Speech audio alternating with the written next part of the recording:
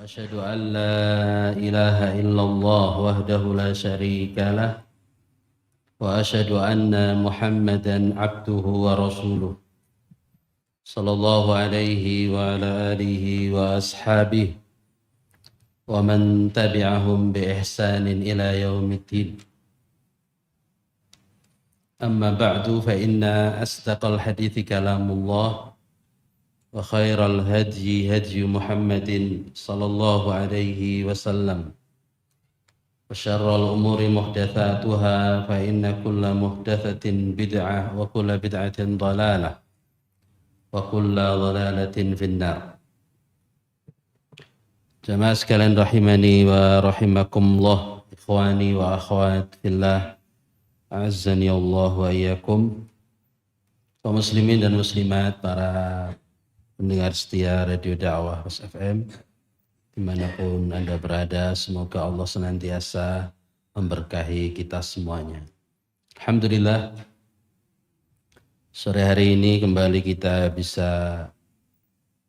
hadir jumpa kembali dalam kajian rutin kita, kajian tiap Selasa sore, melanjutkan pembahasan kitab Aqidah Imam Abu Hatim Ar-Razi dan Imam Abu Zur'ah Ar-Razi rahimahumullah. Sebelum kajian kita mulai, ini masih longgar, monggo Radi maju mawon. Oke.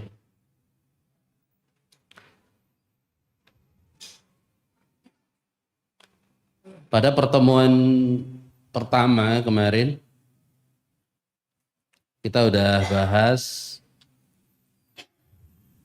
poin pertama dari akidah yang diyakini oleh Imam Abu Hatim dan Abu Zur'ah sebagai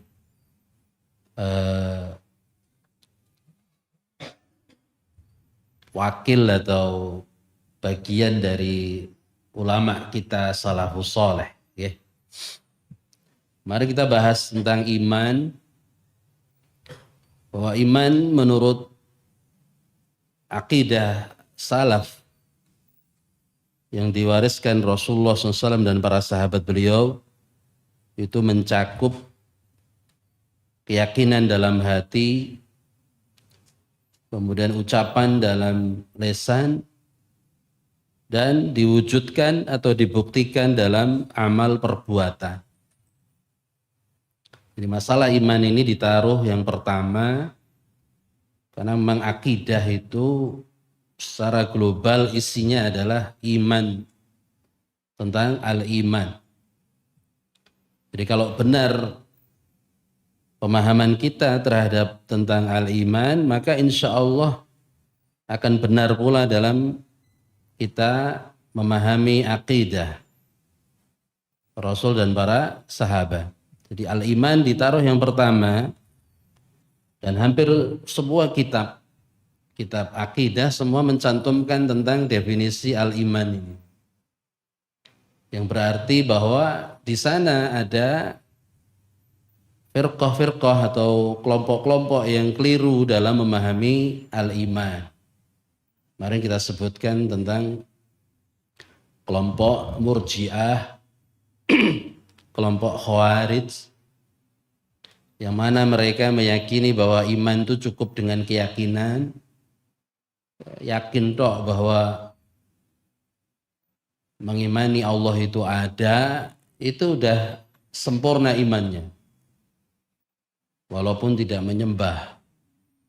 Tentu ini adalah pemahaman yang tidak sahih, tidak benar. Iman itu tidak hanya keyakinan, tapi iman juga mencakup ucapan di lisan dan pembuktian di amal perbuatan. Tiga-tiganya ini harus terpenuhi.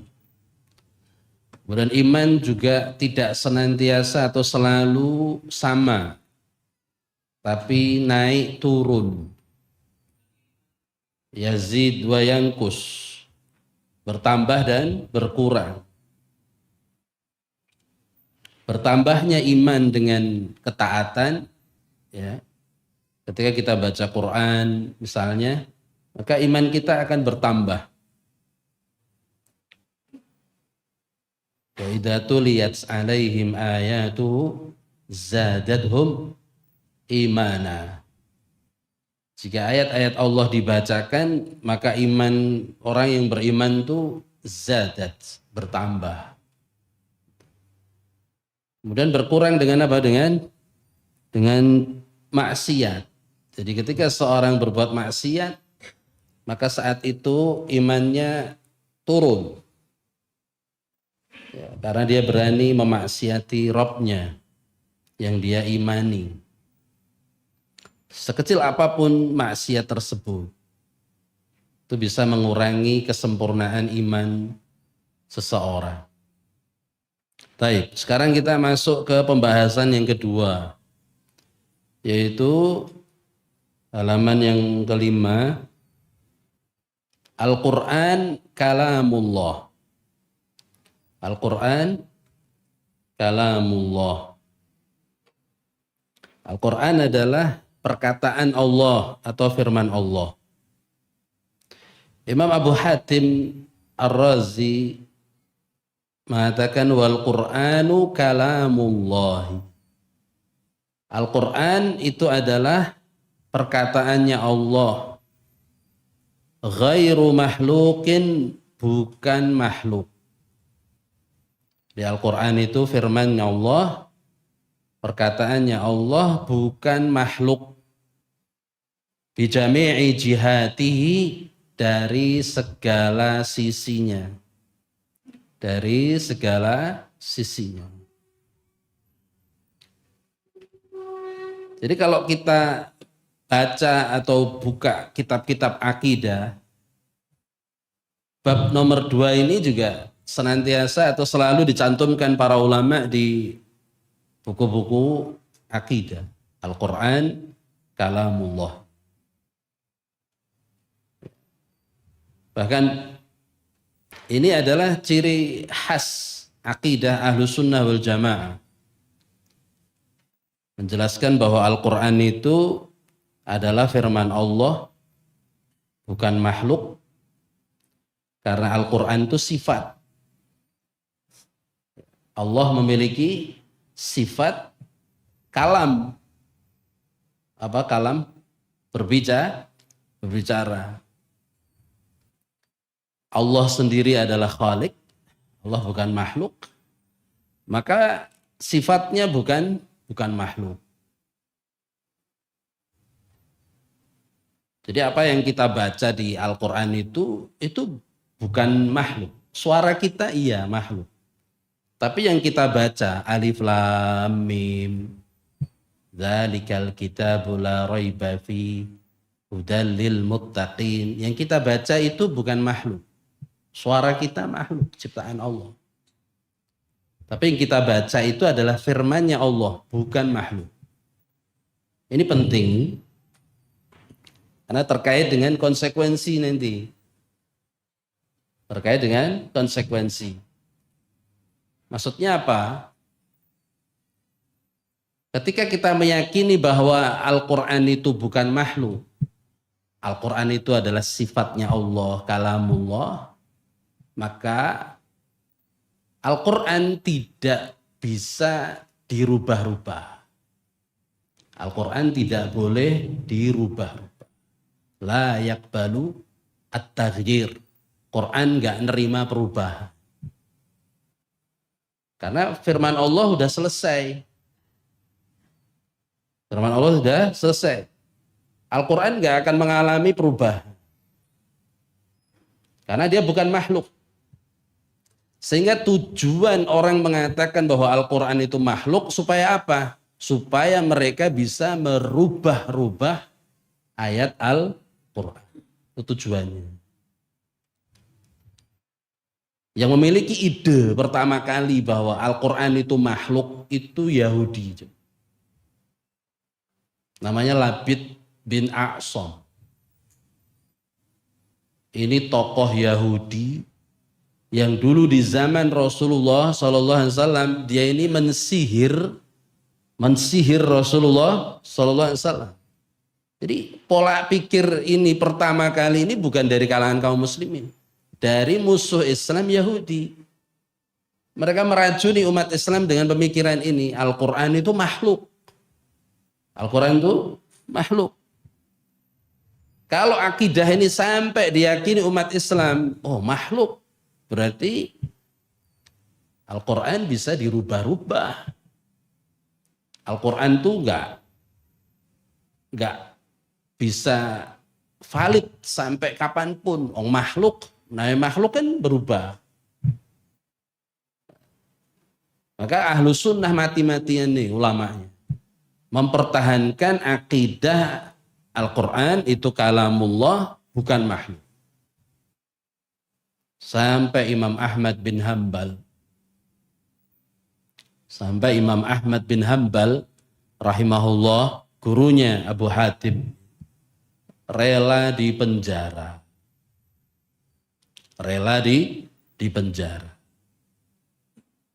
Jadi Imam Ahmad bin Hambal ini hidup di masa Khalifah Al-Ma'mun.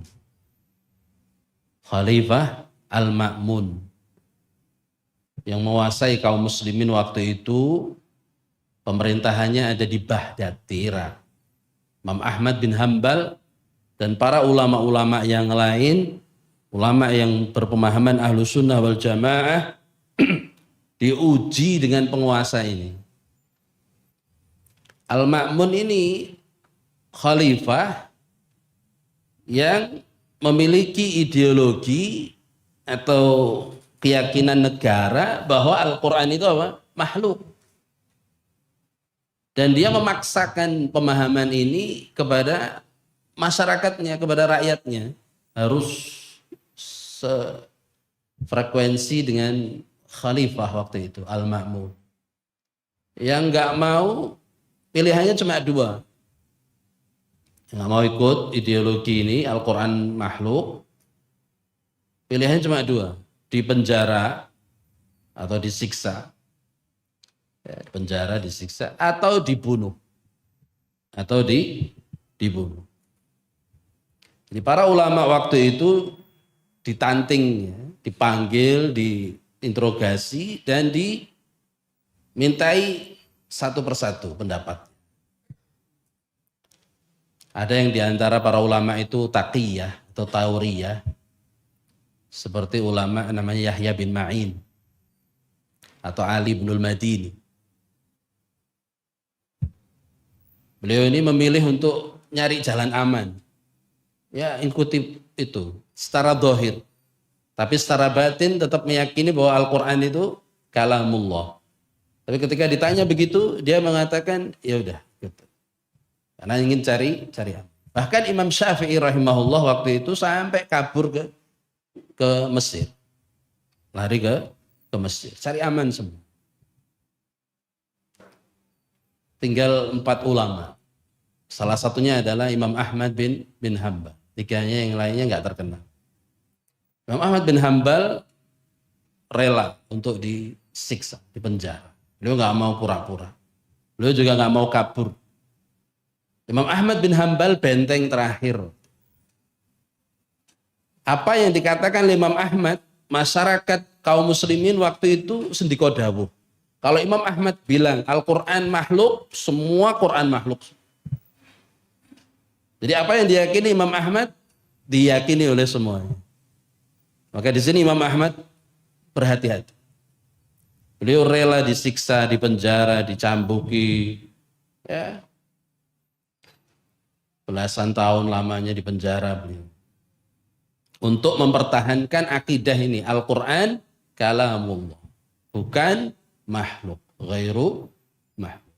Sehingga kalau pertahanan ini sampai jebol gitu, Imam Ahmad sampai mengucapkan itu, mungkin tidak akan ada kitab-kitab yang menjelaskan seperti itu. Dan bahaya banget. Membahayakan akidah kaum muslimin sampai kalau umat Islam meyakini Al-Quran makhluk, bahaya. Karena Al-Quran dianggap makhluk, nanti kan penempatannya juga sembarangan. Jadi ada konsekuensi-konsekuensi. Karena Al-Quran kalamullah, kita nggak boleh sembarangan nyikapi Al-Quran. Al-Quran harus dimuliakan. Nggak boleh ditaruh di lantai, nggak boleh. Al-Quran ditaruh sembarang tempat, nggak boleh. Lembaran-lembaran Al-Quran yang lepas, nggak boleh untuk bungkus kacang goreng. Ayat-ayat Al-Quran itu mulia. Dan inilah konsekuensi dari mengatakan bahwa Al-Quran itu kalamullah, bahwa nggak sembarangan. Man qara'a harfan min kitabillah falahu asyru darajah. Siapa yang membaca satu huruf dari Al-Quran akan mendapatkan pahala 10. Ini kalau bukan kalamullah nggak begini keutamaannya. Baca hadis Nabi nggak begitu keutamaannya. Ini hanya untuk Al-Quran. Siapa yang baca satu huruf dari Al-Quran dapat 10 pahala. La aqulu alif lam mim harfun. Aku tidak mengatakan alif lam mim itu satu huruf. Jadi ketika kita baca satu alif lam mim itu bukan satu huruf. Tapi Rasul mengatakan alifun harfun, wa lamun harfun, wa mimun harfun. Alif itu satu huruf, lam satu huruf, mim satu huruf. Jadi baca alif lam mim dapat pahala 30 derajat. 30 kebaikan. Ini enggak dimiliki kitab-kitab buatan makhluk. Nah.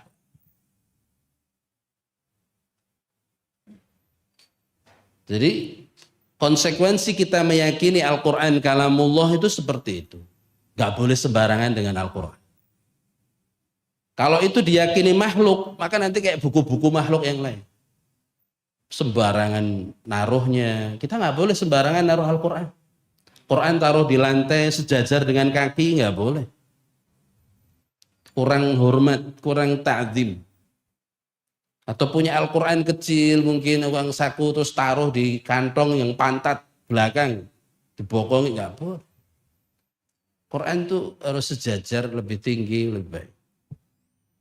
Penempatan. Nggak boleh dibawa ke kamar mandi. Nggak boleh dibawa ke tempat-tempat yang kotor. Kalau ada lembaran-lembaran yang tercecer, Qurannya udah rusak, begitu, ya, dibolehkan untuk dimusnahkan. Karena itu lebih selamat, lebih mengamankan Al-Quran tersebut, boleh dibakar, boleh dimusnahkan. Tapi bukan untuk ditaruh sembarangan, bercecer, bahkan dibuang di tempat sampah.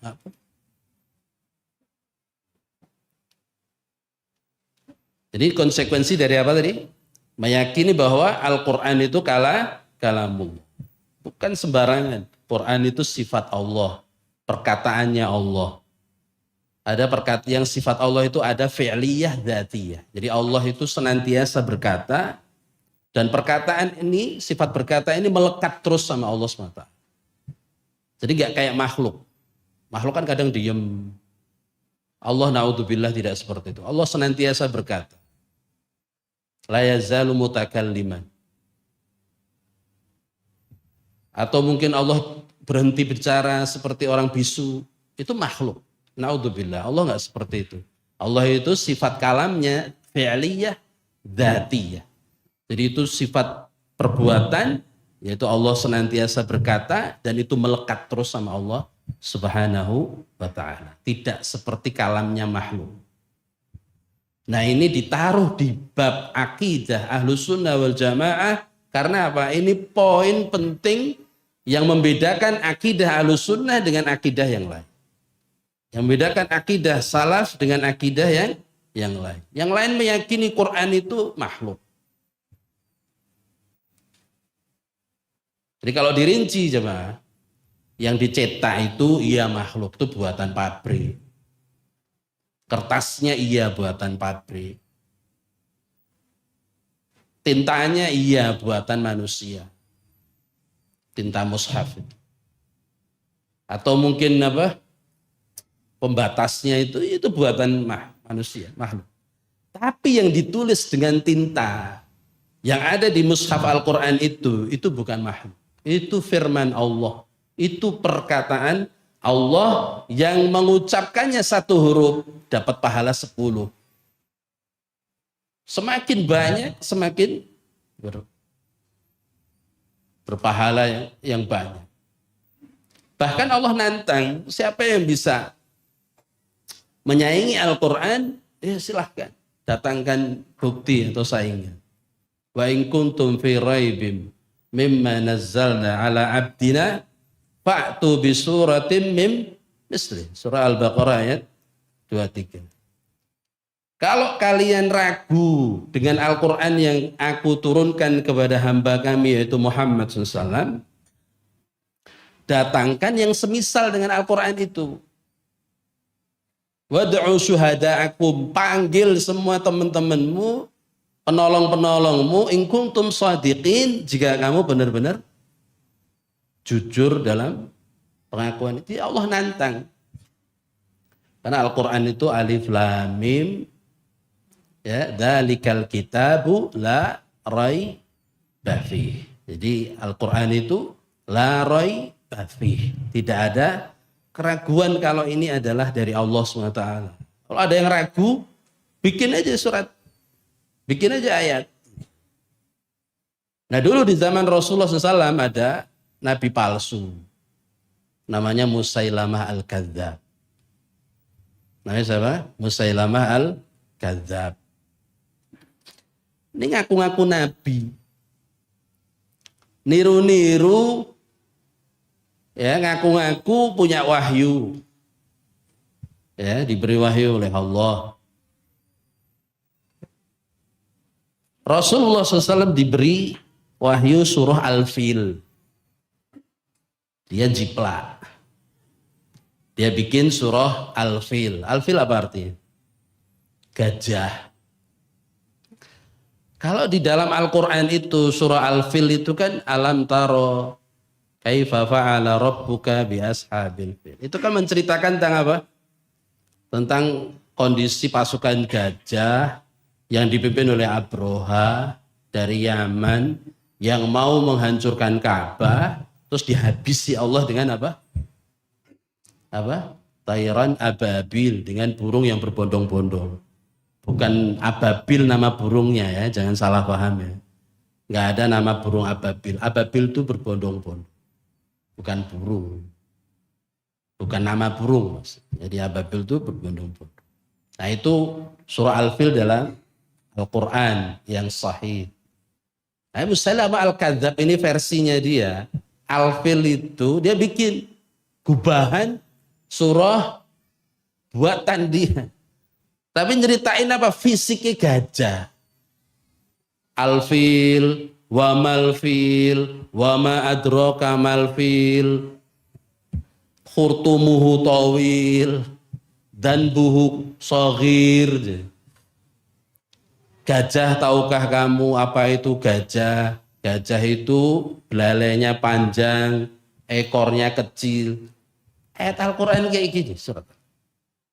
Apa manfaat dan faedah? Dia juga punya surah Dibdak. Dibdak itu kodok. Surat kodok, kata. Tapi jelasin tentang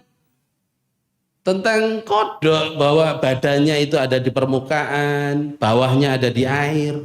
Faedah, gak ada faedah. Seperti itukah wahyu dari Allah? Murahan sekali. Ya itu buatan makhluk ya kayak gitu. Tapi kalau sampai Al-Quran ini jebol pertahanannya, bahwa diyakini Quran ini makhluk, bahayanya kayak gitu. Quran itu bukan makhluk, Quran itu kalamullah, bukan makhluk. Jadi harus diucapkannya dua. Tidak hanya Quran kalamullah, nggak cukup. Tapi harus ditegaskan dengan apa? Bukan makhluk. Kalamullah ghairu makhluk. Harus dua kayak gitu. Biar tegas. Sehingga ulama-ulama dalam akidah itu, kitab akidah itu, tulisannya bukan Al-Quran kalamullah toh, mesti dibarengi apa? Bukan makhluk. Ghairu makhluk. Jadi negas bahwa ini adalah firman Allah. Gitu ya. Jadi kalau ada yang bertanya, emang bahayanya apa kalau Al-Quran itu makhluk? Bahaya banget. Namanya makhluk itu gak awet, pasti rusak. Namanya makhluk itu gak ada yang yang abadi, gak ada yang suci. Makhluk pasti ada perubahan. Nah ini bahaya. Al-Quran bisa dirubah-rubah, menyesuaikan ininya, makhluk kok. Kan gitu. Ternyata ide ini pertama kali dicetuskan oleh seorang Yahudi bernama Labid bin A'sam. Kemudian diturunkan kepada muridnya namanya Ma'bad al-Juhani. Diturunkan kepada muridnya lagi namanya Jahm bin Sofwan. Punya firqah namanya Jahmiyah. Diambil dari kata Jahm. Nah ini yang memiliki ide pertama kali yang mengatakan Al-Quran itu makhluk. Jahm ini disembelih, dieksekusi oleh Khalifah Khalid Al-Qusairi. Jadi ketika Idul Adha, Khalifah Khalid ini berdiri di atas mimbar. Kemudian selesai khutbah salat Idul Adha, beliau mengatakan ya ayuhan nas dohu dohayakum, silahkan sembelih hewan korban kalian semua. Wa ana mudhakhin al-yauma ya bi Ja'd bin Dirham. Aku pada hari ini korban dengan kepalanya Ja'd bin Dirham. Jadi pencetus paham Jahmiyah itu. Gurunya dari Jahm bin Sofwan. Dia turun dari mimbar, pegang dorok, pegang sem. Karena dianggap kafir oleh para ulama. Dianggap kafir oleh para ulama. Dia pernah mengatakan aku ingin menghapus satu ayat di dalam Al-Quran yang mengatakan bahwa Allah telah menjadikan Ibrahim sebagai kekasih. Ittakhadallahu Ibrahima khalila. Wa kallamallahu Musa taklima. Dia ingin hapus ayat ini. Ayat yang berisi tentang Allah berbicara kepada Nabi Musa secara langsung, mau dihapus sama dia, mau ditipek. Kurang ajar kepada Al-Quran, kepada kalamullah, sehingga disebutkan ada 1000 lebih para ulama sepakat mengkafirkan Ja'd bin Dirham. Ada khalifah waktu itu, ini eksekusi itu di tangan pemerintah, dia yang turun tangan langsung mengeksekusi Ja'd bin Dirham ini. Baik, jamaah sekalian rahimani wa rahimakumullah. Setelah kita memahami bahwa Al-Quran itu kalamullah, bukan makhluk, ya, maka kita menjadi lebih lebih yakin, lebih tenang lagi ketika kita sedang muamalah dengan Al-Quran. Oh ini surat dari Allah. Berasa apa? Berasa sedang ngobrol sama Allah, baca suratnya Allah. Baca perkataannya Allah. Sebagaimana kalau kita dapat surat dari orang yang kita kasih, orang yang kita cintai. Maka Allah itu kan gak ada yang lebih kita cintai dibandingkan Allah. Maka ketika kita baca Al-Quran, masukkan perasaan itu bahwa kita sedang berdialog, sedang membaca surat dari Allah SWT. Kita sedang membaca perkataan-perkataannya Allah. Ini bukan makhluk. Ini perkataannya. Yang berisi apa? Berisi tentang pedoman, berisi tentang bimbingan, berisi tentang apa? Hudan, petunjuk. Petunjuk bagaimana hidup kepenak di dunia dan bagaimana hidup ya kepenak juga setelah kita meninggalkan dunia. Fa'alaihi bil Qur'an. Maka dia wajib untuk tadabbur, membaca, merenungi Al-Quran. Segala sesuatu yang berkaitan dengan Al-Quran, karena ini sifat Allah, pasti istimewa. Nabi kita Muhammad SAW menjadi Nabi yang paling istimewa dibandingkan nabi-nabi yang lain. Karena Al-Quran yang menjadi mukjizat beliau. Malaikat Jibril alaihi salam menjadi malaikat yang paling mulia, paling utama, paling istimewa dibandingkan malaikat-malaikat yang lain. Karena malaikat Jibril yang dipasrahi oleh Allah untuk menurunkan wahyu Al-Quran tersebut kepada Nabi Muhammad.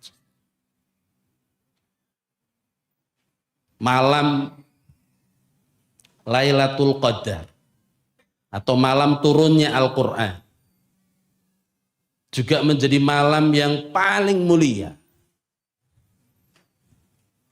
Karena malam itu diturunkannya Al-Quran.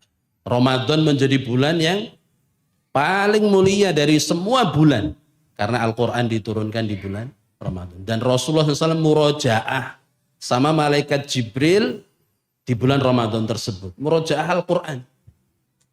Kalau Al-Quran ini adalah perkataannya Rasulullah Muhammad SAW, perkataannya makhluk, ngapain murojaah? Ngapain? Murojaah.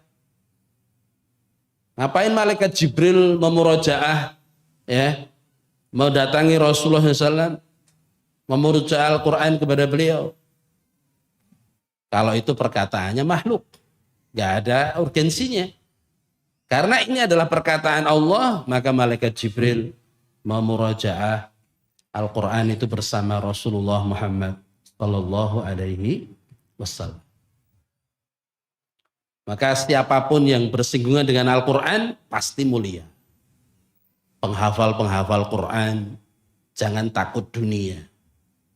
Kamu nanti jadi apa atau apa. Al-Quran pasti akan memuliakan kalian.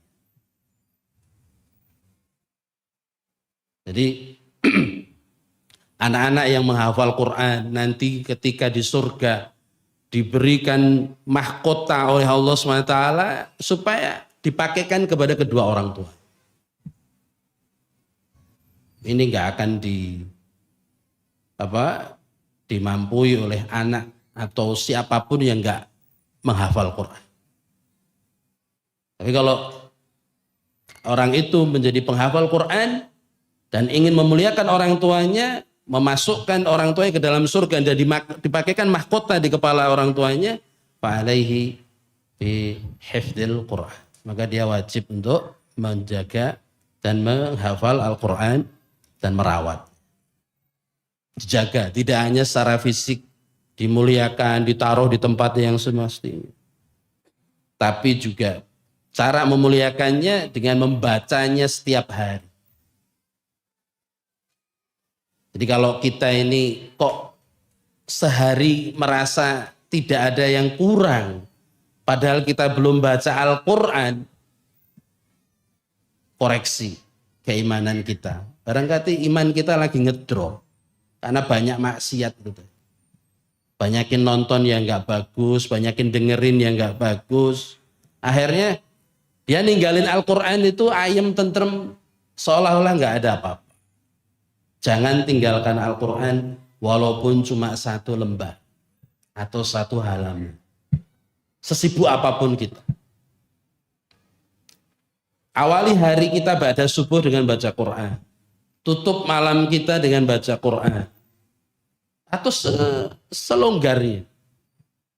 Al-Quran itu akan menjaga keberkahan hidup kita. Pasti. Karena tadi, malaikat Jibril terbaik karena Quran. Rasulullah Muhammad SAW karena Quran. Bulan Ramadan karena Quran. Semua singgungan dengan Al-Quran gak ada yang guys. Pasti Allah jaga. Bagi jamaah ya yang di rumah Qurannya rusak. Enten yang punya Quran rusak, terutama yang lansia, mbah-mbah. Ini kita diamanai mushaf jumbo. Saya dapat amanah mushaf jumbo atas nama pondok, gede banget. Ada beberapa, ada satu kardus mungkin. Kalau ada mushaf di rumahnya rusak, Selasa besok bisa dibawa. Ditukar baru, free. Yang rusak biar kita rawat. Enten yang punya di rumah mushaf rusak, nggak harus jumbo. Nggak harus jumbo, monggo yang punya mushaf rusak di rumah, Selasa besok mungkin dibawa. Kita tukeri mushaf baru. Grace. bersegel gratis. Ini bagian dari kita menyalurkan, mendistribusikan muhsinin yang sampai segitunya orang ingin memuliakan Al-Quran, dia wakafkan uangnya, hartanya untuk dibelikan Al-Quran dan dibagi-bagi. Karena setiap orang membaca Al-Quran dari wakaf dia akan dapat pahala. Yang baca dapat per hurufnya 10, yang wakaf karena Qurannya dibaca, dia dapat jariah dari itu. Selama Quran itu dimanfaatkan, maka akan terus pahala itu mengalir walaupun dia udah di bawah tanah. Ini cerdas, investasinya cerdas. Bicaranya untuk ganjaran terus, padahal dia wis ra iso beramal. Ini orang muslim yang cerdas, menginvestasikan hartanya untuk akhirat.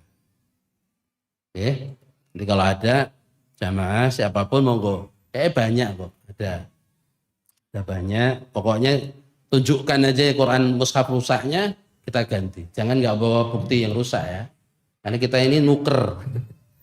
Karena nanti kalau kita ini semua pengen baru semua nanti ya, padahal di rumah masih bagus. Ini kita mau kasih kesempatan kepada kaum muslimin yang mushafnya rusak-rusak atau kurang layak. Monggo. Jadi kalau ada sobekan-sobekan, sering banyak pertanyaan. Diapain Ustaz? Sebagian ulama membolehkan untuk dimusnahkan, jangan dibakar, tapi jangan di tempat sampah ya. Jadi di tempat tersendiri kemudian dan pastikan tidak ada yang tersisa. Jadi ampun enten potongan cilik-cilik, pokoknya kudu dadi langes kabeh. Kebur. Musnah, enggak ada yang tersisa. Itu dibolehkan. Oke, sebelum kita akhiri ini ada pertanyaan. Wanita sholatnya 5 waktu di rumah, bagaimana jika ada sholat jamaah? Ini di luar materi. Semisal sebagai pengajar di sekolah, ada sholat duhur jamaah, wanita ikut sholat jamaah apa sholat di rumah? Syukran. Sebaik-baik tempat sholat wanita itu yang di rumah. Itu asalnya begitu. Bahkan kalau jenengan rumahnya sebelahan sama Masjidil Haram. Masjidil Haram di mana? Di Mekah, yang sholat 1 rakaat di situ 100.000 kali lebih baik dibanding sholat di Dakwatul Ikhlas nih. Sholatnya rumahnya jenengan sebelahan kali Masjidil Haram. Sholat di rumah itu lebih afdal. Karena tempatnya wanita itu di rumah. Ibadahnya juga di rumah. Tapi Rasul juga mensabdakan nggak boleh melarang wanita jika mereka mau sholat ke masjid. La tamna'u ima Allah masajid Allah. Nggak boleh kalian melarang wanita, ibu-ibu yang mau sholat ke masjid. Nggak boleh. Jadi kalau menjumpai sholat jamaah di masjid dan dia on time di situ, baiknya gabung. Baiknya ikut jamaah di situ. Guru-guru asatidzah, ustadzah MI misalnya. Di sini lagi sholat jamaah bareng-bareng santri, bareng-bareng murid-murid, laki-laki perempuan bareng ustadz. Ya dia gabung. Jangan dulu, aku kan perempuan. Aku sholatnya di rumah. Ya salah ketika itu. Di depan dia saat itu ada jamaah, ikut gabung di situ. Yang dilarang wanita itu ke masjid, niku sing boten memenuhi syarat. Yang enggak memenuhi syarat. Wanita itu boleh sholat di masjid, tapi ada syarat-syarat yang harus dia penuhi. Satu. Ya. Dia enggak boleh pakai parfum atau wewangian yang terlalu tajam, semerbak. Jadi kadang wanita itu keluar rumah, parfum itu terlalu berlebihan. Bahkan sampai 1 kilo lewat, parfumnya kayak ketinggalan. Salib, wanginya carry saking wangi nih. Ya. Wanita kayak gini nggak boleh keluar. Bahkan kalau dia pakai parfum niatnya kok ben diambu wong lanang, ben do ngerti aku ki wangi, aku ki ayu gitu. Kata Nabi, Dia zaniyah, karakternya karakter wanita yang menjual diri. Karakter wanita pelacur. Na'udzubillah. Dia nggak pernah melacur, tapi karakternya mirip. Kayak orang yang jual diri. Kayak orang yang pengen digoda, dijual. Itu satu. Dua, ya, tidak ikhtilat. Tidak, perjalanannya itu tidak ikhtilat. Tidak campur bau. Laki dan perempuan. Kemudian pakaiannya juga menutupi aurat.